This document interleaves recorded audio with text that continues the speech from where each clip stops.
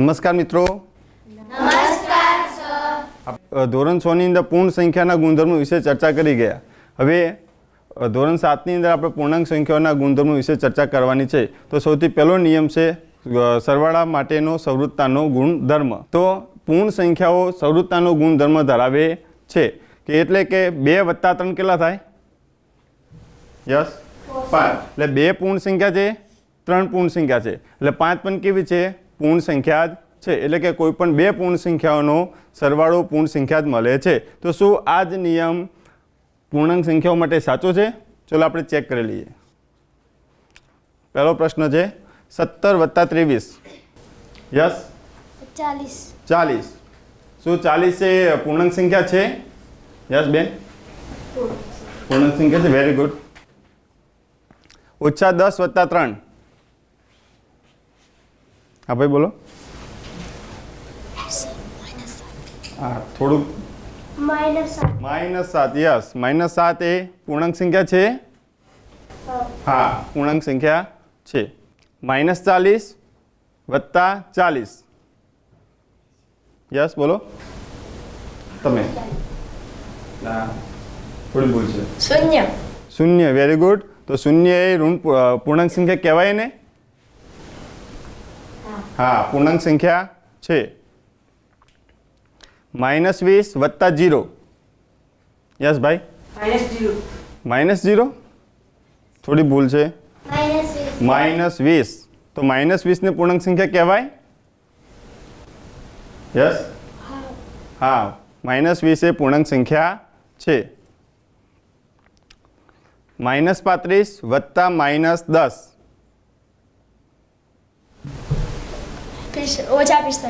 હા -45 પૂર્ણાંક સંખ્યા કહેવાય? યસ. તો અહીંયા આપણે એ વસ્તુ જોઈ, કોઈ પણ 2 પૂર્ણાંક સંખ્યાનો સરવાળો કરીએ છીએ તો આપણને શું જવાબ મળે છે?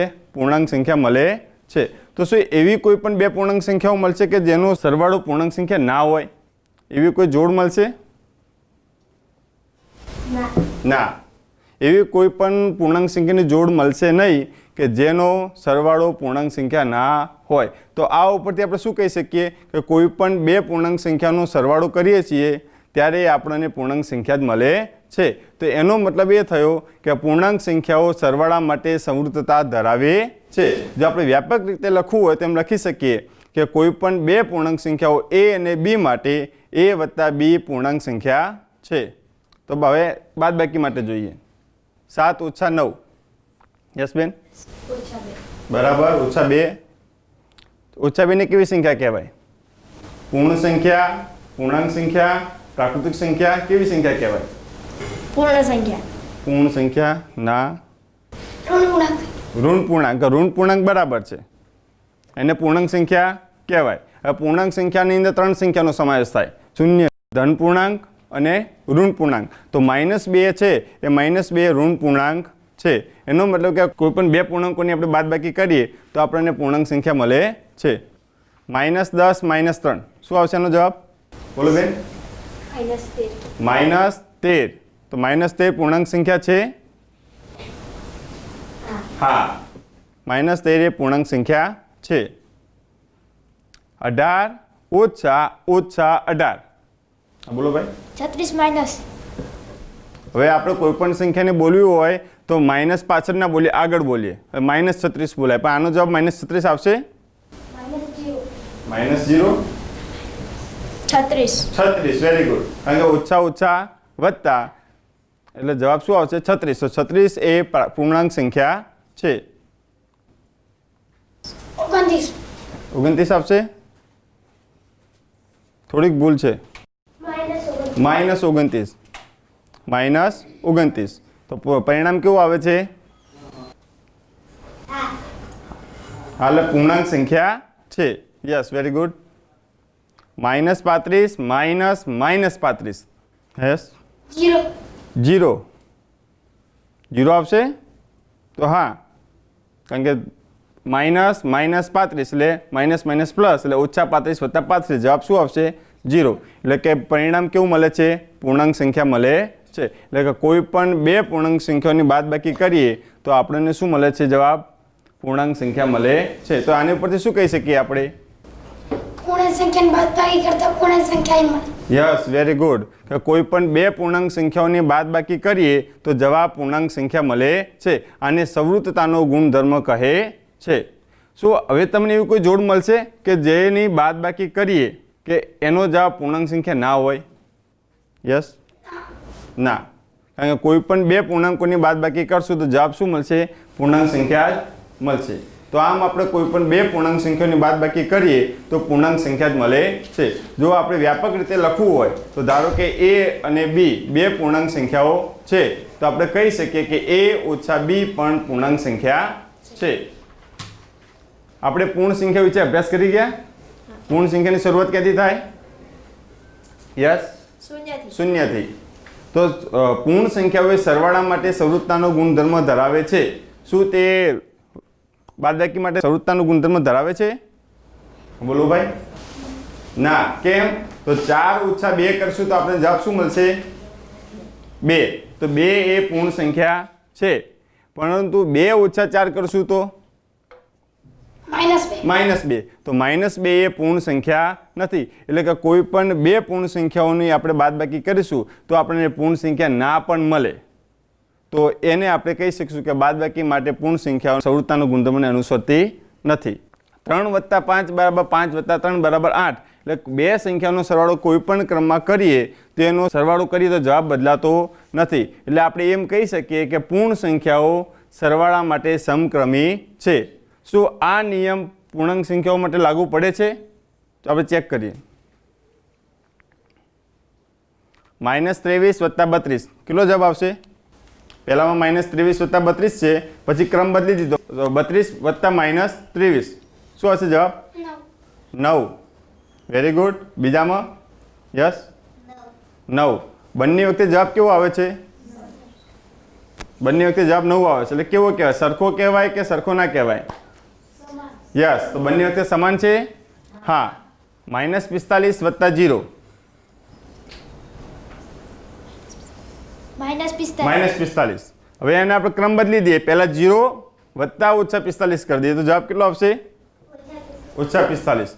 જવાબ કેવો છે બંને વખતે? સમાન, સરખો છે. -8 વત્તા -9. યસ, -1 થોડીક ભૂલ છે. -17 બરાબર. હવે એનો આપણે ક્રમ બદલી દઈએ. -9 વત્તા ઓછા 8 કરી દઈએ. કેટલો જવાબ આવશે? યસ, -17. તો બંને વખતે જવાબ કેવો આવે છે? સરખો. એનો મતલબ શું થયો કે કોઈ પણ બે પૂર્ણાંક સંખ્યાનો સરવાળો ગમે તે ક્રમમાં કરીએ તો જવાબ શું મળશે? આપણને પૂર્ણાંક સંખ્યા મળે છે. વ્યાપક રીતે લખો કે કોઈ પણ બે પૂર્ણાંક સંખ્યાઓનો સરવાળો પૂર્ણાંક સંખ્યા થશે તો a અને b બે પૂર્ણાંક સંખ્યાઓ હોય તો એનો સરવાળો પણ શું થશે? પૂર્ણાંક સંખ્યા થશે. હવે એવી કોઈ તમને જોડ મળશે કે જેમાં પૂર્ણાંક સંખ્યાનો ક્રમ બદલવાથી એનો જવાબ બદલી જાય? દાખલા કે 2 + 3 = 5. ક્રમ બદલીએ અને જવાબ બદલી જાય એવો કંઈ આપણે મળશે ખરી? યસ, ના. એનો મતલબ કે કોઈ પણ બે પૂર્ણાંક સંખ્યાનો સરવાળો ગમે તે ક્રમમાં કરશું તો જવાબ બદલાશે નહીં. એટલે કે પૂર્ણાંક સંખ્યાઓ સરવાળા માટે સમક્રમી છે. હવે બાદબાકીનો ગુણધર્મ જોઈએ આપણે. તો આપણે જ્યારે પૂર્ણ સંખ્યા માટે બાદબાકી સમક્રમી હોતી નથી એનો આપણે અભ્યાસ કરી ગયા. શું આ નિયમ એ પૂર્ણાંક સંખ્યાઓ માટે લાગુ પડે છે? ચેક કરીએ આપણે. 5 ઓછા 3 કેટલો જવાબ આવશે આનો? 8. હવે ક્રમ બદલી દઈએ આપણે. -3 ને પહેલા લખીએ અને 5 ને પછી લખીએ. -3 -5 -8. હવે બંને વખતે જવાબ કેવો આવે છે? સરખો છે કે અલગ અલગ છે? અલગ અલગ. બીજું એક્ઝામ્પલ જોઈએ આપણે. 9 - 6. યસ ભાઈ? 3. હવે આપણે ક્રમ બદલી દઈએ. 6 - 9 કરી દઈએ. બોલો બેન. -3. હવે બંને વખતે જવાબ સરખો આવે છે? અલગ અલગ. તો આ પરથી આપણે એ કહી શકીએ કે પૂર્ણાંક સંખ્યાઓ બાદબાકી માટે સમક્રમી નથી.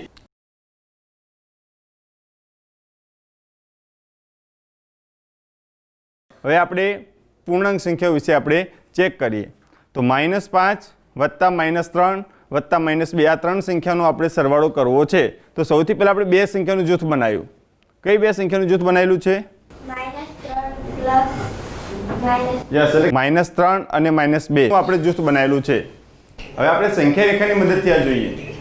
સંખ્યા રેખા ઉપર તમને સરવાળા બાદબાકી કરતા આવડે છે. તો પહેલા આપણે સરવાળો કોની કરીશું? -5. તો -5 ને સંખ્યા રેખા ઉપર લઈશું. -5 ની અંદર એડ શું કરવાનું? -3 વત્તા -2. તો -3 વત્તા -2 નો જવાબ કેટલો આવશે?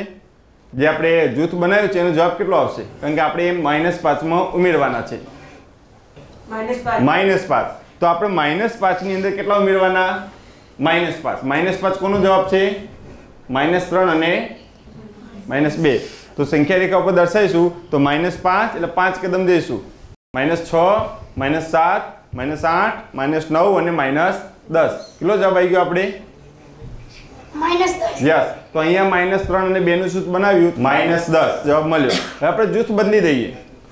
હવે જૂથ કરી દઈએ -5 વત્તા -3 વત્તા -2 -8 -5 અને -3 નો સરવાળો કરીશું તો જવાબ કેટલો આવશે? -7. હવે -7 માં કઈ સંખ્યા ઉમેરશું આપણે? યસ, -2. તો જવાબ કેટલો આવશે? ટ્રાય કરો બધા, બોલો બેન. -10. તો જવાબ બદલાય છે આપણે? ના, જવાબ બદલાતો નથી. એટલે કોઈ પણ 3 સંખ્યાનો સરવાળો આપણે ગમે તે ક્રમમાં કરીએ તો જવાબ બદલાતો નથી.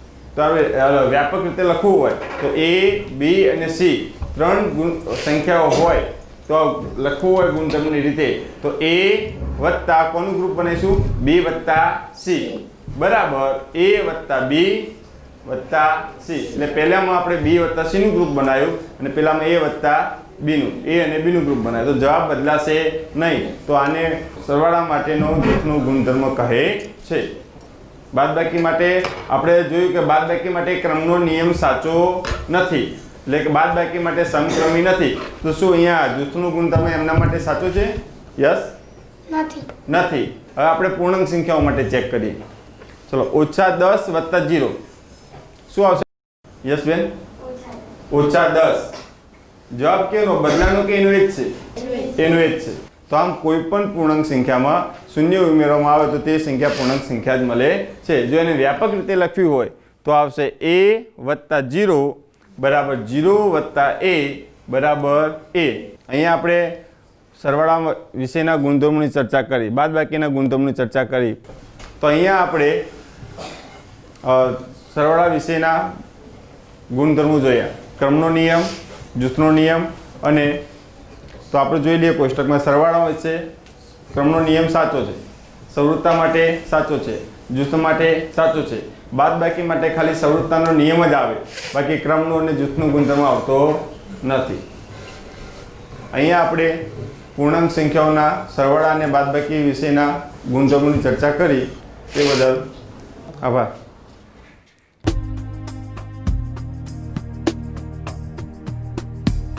Hello friends, how are you today? Great. Open page 2 in your textbook. Please read the instruction. There are 2 columns in this table. Things and actions. Things ની કોલમમાં આપણે thingsના નામ લખવાના છે અને એક્શન્સની કોલમમાં એક્શન્સના આપણે એક્ઝામ્પલ્સથી સમજીએ અને પછી લખતા જઈએ. Bag, boat. રાઇમ યાદ કરો. What did the little one do with the bag? He bought. The little one bought the bag. શું લાઈન હતી આપણી રાઇમમાં?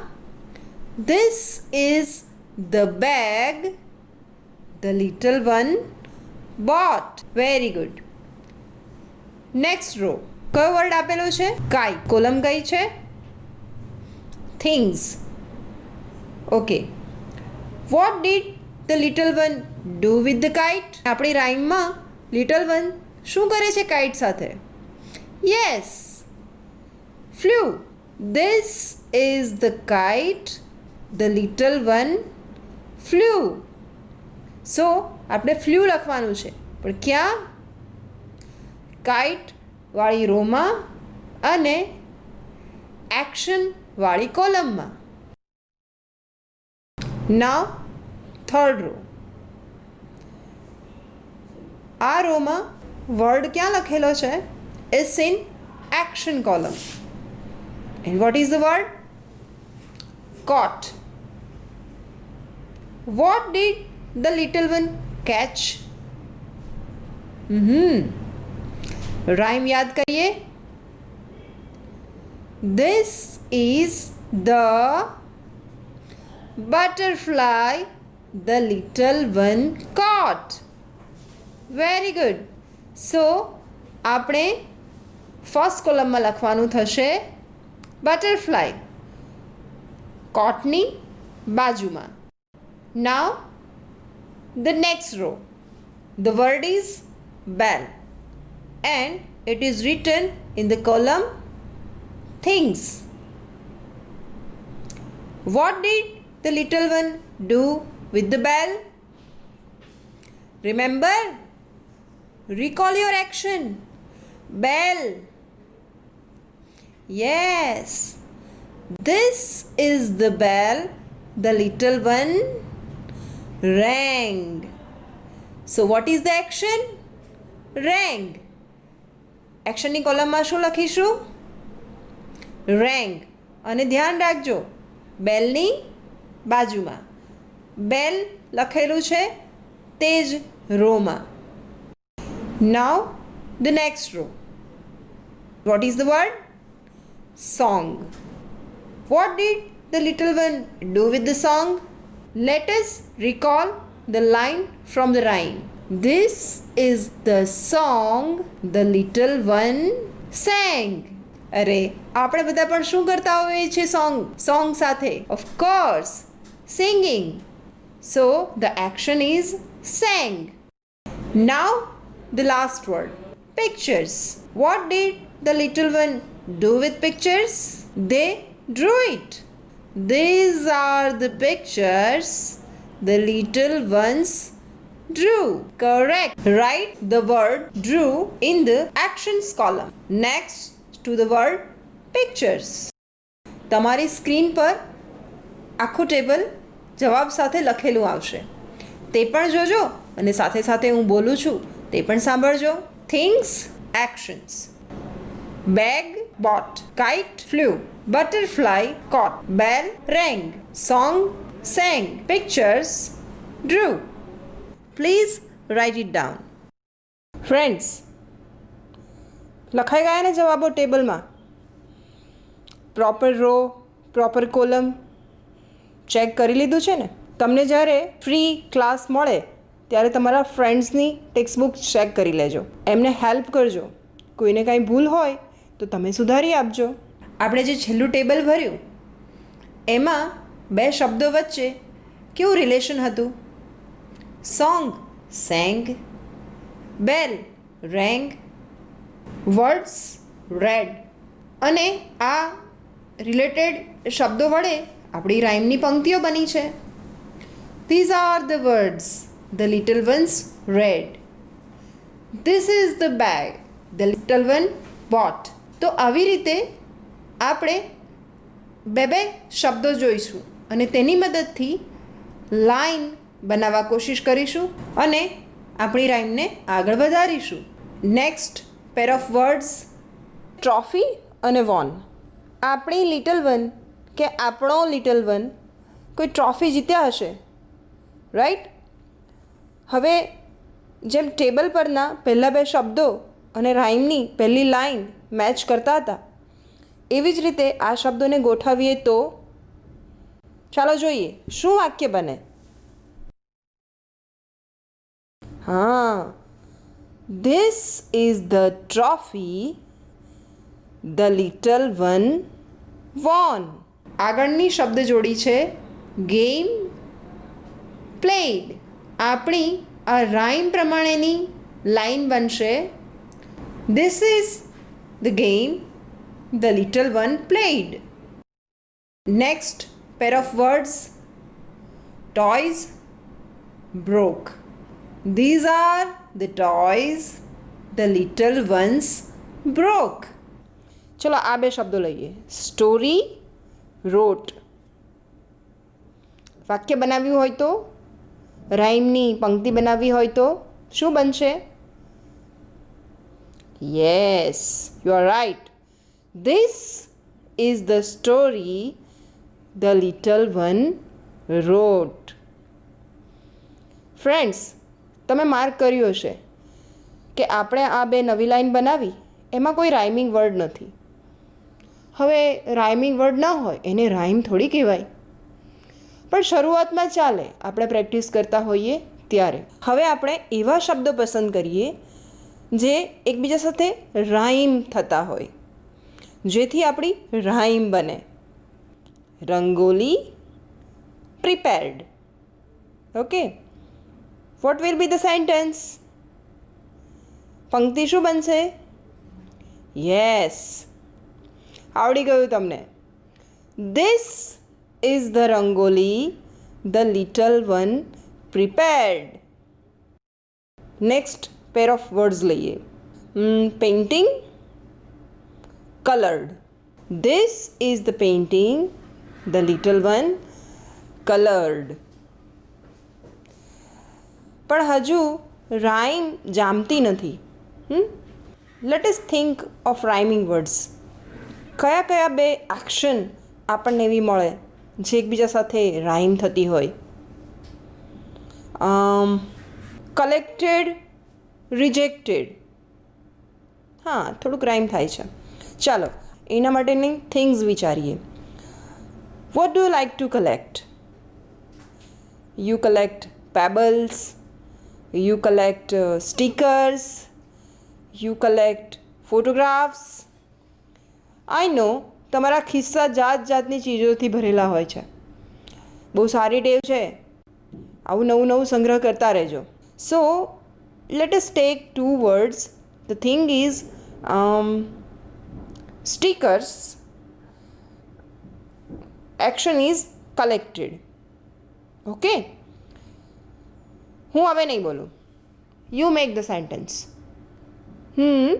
Someone is saying this is the stickers the little one collected. Yes, nice effort. બરાબર છે, પણ કાંઈક આપણા રાઇમની છેલ્લી બે લાઈન જુઓ તમારી ટેક્સ્ટ બુકમાં. Yes, stickers, right. શું સેન્ટેન્સ શું બનશે? These are the stickers the little ones collected. These are the stickers the little one collected. અને લિટલ વન શું રિજેક્ટ કરતા હશે? નો, નથી જોઈતું. I know. Vegetables. Okay, so let us take these two words. Vegetables, rejected. આવું કરતા નહીં હો, વિટામિન્સ નહીં મળે. Yes, you are right. અરે વાહ, તમે તો બહુ જલ્દી પકડી લીધું. These are the vegetables the little ones rejected. હજી સુધી તો આપણે કવિતાની પંક્તિની પેટર્નમાં જ સેન્ટેન્સીસ બનાવી રહ્યા છીએ, પણ આપણે બીજી પેટર્ન પ્રમાણે પણ સેન્ટેન્સીસ બનાવી શકીએ. જેમ કે These are the answers my friend wrote. These are the answers Sharmishta wrote. બની શકે ને આવા વાક્યો? બીજા આવા વાક્યો બનાવી શકો ને? તો તમારી વોકેબ્યુલરીનો ઉપયોગ કરીને થિંગ્સ એન્ડ એક્શન્સ શબ્દો પસંદ કરીને તેમને જોડીને નવી નવી પેટર્નવાળા સેન્ટેન્સીસ બનાવજો. હજુ હું તમને બીજા ઓપ્શન આપું. આ રાઇમ બહુ બધી રીતે આગળ વધારી શકાય એમ છે. ચાલો, open page number 1. This is the bag the little one bought. Right? હવે ધીસના બદલે ધેટ મૂકી શકાય કે નહીં? હા, that is the bag the little one bought. That is the butterfly the little one caught. હજી આગળ બીજો ઓપ્શન આપું કે આપણે આખી રાઈમ આવી રીતે કરી જોવી છે. ચાલો રાઈમમાં આ વર્ડ બદલીને આખી રાઈમ એકવાર હું તમારા માટે રિસાઇટ કરું છું. Okay. That is the bag the little one bought. That is the butterfly the little one caught. That is the kite the little one flew. That is the whistle the little one blew. That is the bell the little one rang. That is the song the little one sang. White and black and green and red, those are the words the little ones read. Those are the pictures the little ones drew. All those things the little ones knew. Thank you.